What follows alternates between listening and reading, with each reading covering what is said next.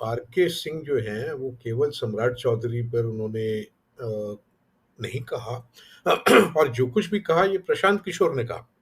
R K Singh इल्ज़ाम नहीं लगा रहे हैं। इल्ज़ाम तो प्रशांत किशोर ने लगाया वहाँ पे और दूसरे लोगों ने लगाया। आरके सिंह बस ये कह रहे हैं कि भई जिन पर आरोप लगे हैं, वो इसका जवाब दें और वो अगर जवाब नहीं दे सकते हैं, तो उनको फिर पद में रहने का कोई अधिकार नहीं है। वो छोड़ दें, वो पार्टी छोड़ दें वगैरह-वगैरह। और इसमें काफ़ी सीरियस एलिगेशंस है। इसमें मर्डर के चार्ज हैं, उसमें स्वास्थ्य मंत्री पर चार्ज है कि वो मेडिकल कॉलेज हथिया लिया। एक अशोक चौधरी हैं, उन पर आरोप है कि वो 200 करोड़ रुपए की संपत्ति उन्होंने कर लिया। सम्राट चौधरी पर है कि भई वो 10वीं पास भी नहीं है, लेकिन उन्होंने विदेश से अपना डीलिट की डिग्री का क्लेम करने लगा वहाँ पे। और प्रशांत किशोर भी ये सबूत के आधार पर कह रहे हैं। तो अब 2 तरह से इसको देखा जा सकता है कि आरके सिंह खुद कह रहे हैं ये, या आरके सिंह को जो है वो कहा जा रहा है कि भई आप इसको उठाइए। मान आरके सिंह की जो छवि रही है, वो एक ईमानदार आईएएस अधिकारी के तौर पर रही है, ठीक है? एंड आरके सिंह जो है एक बहुत मजबूत नेता हैं और मुझे नहीं लगता है कि वो बीजेपी छोड़ के कहीं इधर-उधर जाने वाले हैं, ऐसा लगता नहीं है। हाँ, तो आरके सिंह अगर ये सवाल उठा रहे हैं, तो मेरी समझ ये है कि वो अपने से नहीं कर रहे हैं। उनको जो है भारतीय जनता पार्टी या राष्ट्रीय स्वयंसेवक संघ या कहीं से जो है इशारा मिला होगा कि भाई आप इन लोगों को ठिकाने लगाइए। आप इन लोगों को ठिकाने लगाइए, वो आप कीजिएगा, फिर हम लोग दबाव बनाएँगे कि भैया इसको इस्तीफ़ा दो, इनको टिकट नहीं देना है। तो इसमें कोई बड़ा खेल भी हो सकता है वहाँ पे। और ये बात भी सही है कि भारतीय जनता पार्टी हो या जनता दल यूनाइटेड हो, बिहार में आज के दिन नीतीश कुमार को छोड़कर ऐसा कोई नेता नहीं है दोनों पार्टी में, जिनको जो है पूरे बिहार में लोग मानते हों, पूरे बिहार में जन समर्थन हासिल हो या पूरे बिहार में वो टिकट ला सकते हैं या दूसरों को जिता सकते हैं।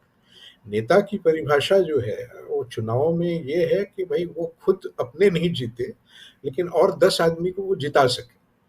लेकिन ये सम्राट चौधरी हों या मंगल पांडे हों या अशोक चौधरी हों, ये खुद अपना सीट बचा लें तो बहुत है। ये अपना सीट बचा के वो 5 आदमी को जिता सकते हैं क्या? वो नहीं जिता सकते वहाँ पे। और अगर मोदी के नाम से, नरेंद्र मोदी के नाम से ही चुनाव लड़ना है और अगर किसी लैंप पोस्ट को भी खड़ा करके वो जिता सकते हैं, जो वो शायद जिता सकते हैं और ये विश्वास शायद बीजेपी को होगा। हाँ, तो बीजेपी ये लायबिलिटी जो है, वो क्यों ढोएगी? तो ये भी एक एस्पेक्ट है जिसको हम लोगों को नज़रअंदाज नहीं करना चाहिए कि भई इसके पीछे जो है वो दूसरा खेल भी हो सकता है। लेकिन ऐसे ये लगता है कि आरके सिंह के ये हवा देने के बाद जो है, वो डैमेज सबसे ज़्यादा जो है वो बीजेपी या एनडीए को होने वाला है, लगता है। लेकिन भई बीजेपी को इस तरह के फेस नहीं चाहिए। बीजेपी को सम्राट चौधरी की ज़रूरत नहीं है, सम्राट चौधरी को बीजेपी की ज़रूरत है। मंगल पांडे या दूसरे लोग जो हैं, उनको जो है वो बीजेपी की ज़्यादा ज़रूरत है। हाँ, लेकिन बीजेपी किसी को भी नेता बना सकती है और इन लोगों ने गलती ये की कि भई जो पुराने लोग हैं, जो टेंटेड लोग हैं, जो करप्ट लोग हैं, जिनके बारे में सारे लोग जानते हैं, उनको इन्होंने आगे बढ़ाया।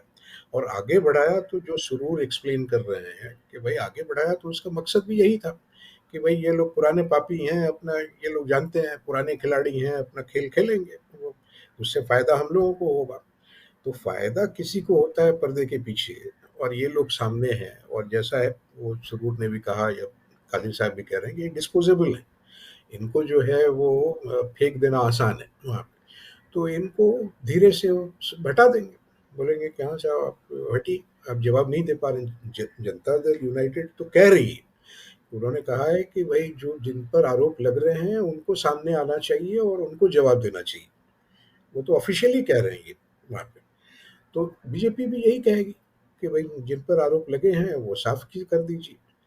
आरके सिंह भी यही कह रहे हैं कि भई सम्राट चौधरी के एजुकेशनल क्वालिफ़िकेशन पर, शैक्षणिक योग्यता पर अगर सवाल उठ रहा है और अगर आप सचमुच में आप पीएचडी किए हुए हैं या डीलिट किए हुए हैं या ग्रेजुएशन किए हुए हैं, तो भैया डिग्री दिखा दो, झंझट खत्म।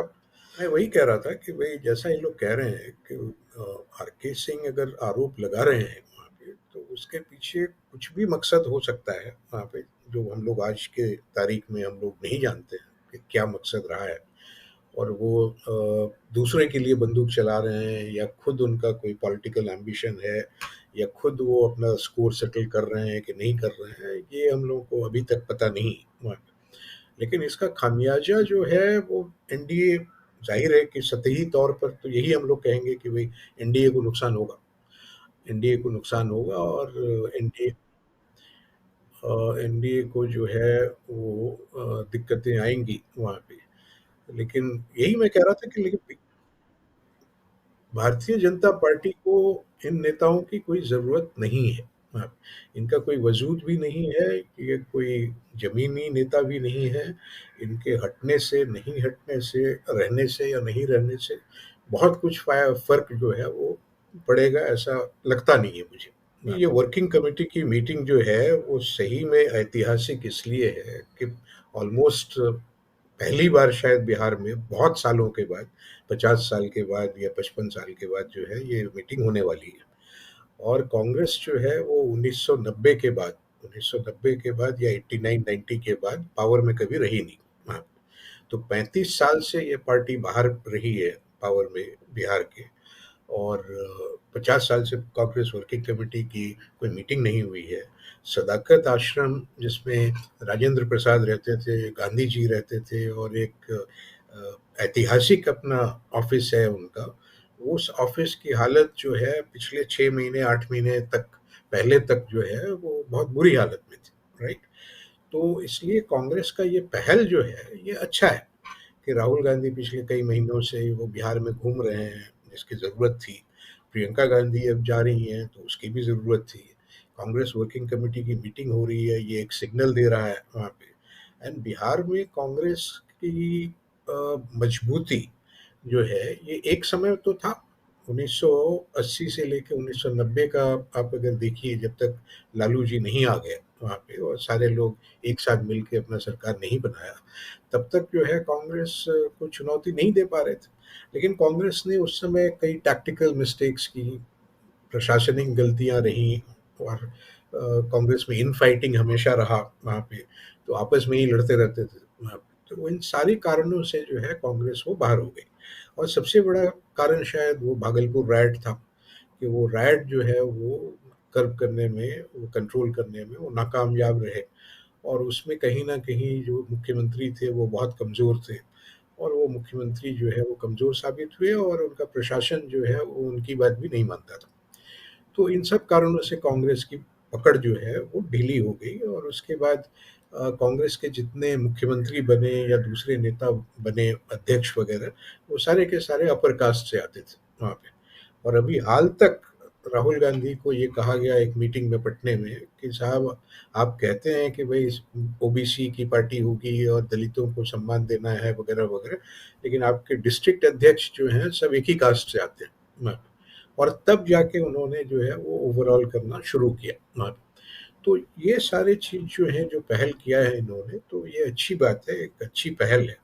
लेकिन इसका वो रिज़ल्ट आने में तो टाइम लगेगा। आपने 50 साल में जो खोया है, तो उसको अचानक 6 महीने में तो आप रिकवर नहीं कर सकते।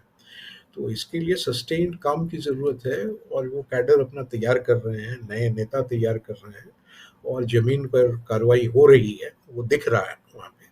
तो इसलिए उम्मीद कर सकते हैं कि भाई आगे के दिनों में जो है वो अपना पकड़ जो है और मजबूत करेगी और इस चुनाव में पिछले चुनाव के मुकाबले जो है वो उनका प्रदर्शन अच्छा रहेगा। हाँ, ये उम्मीद किया जाए।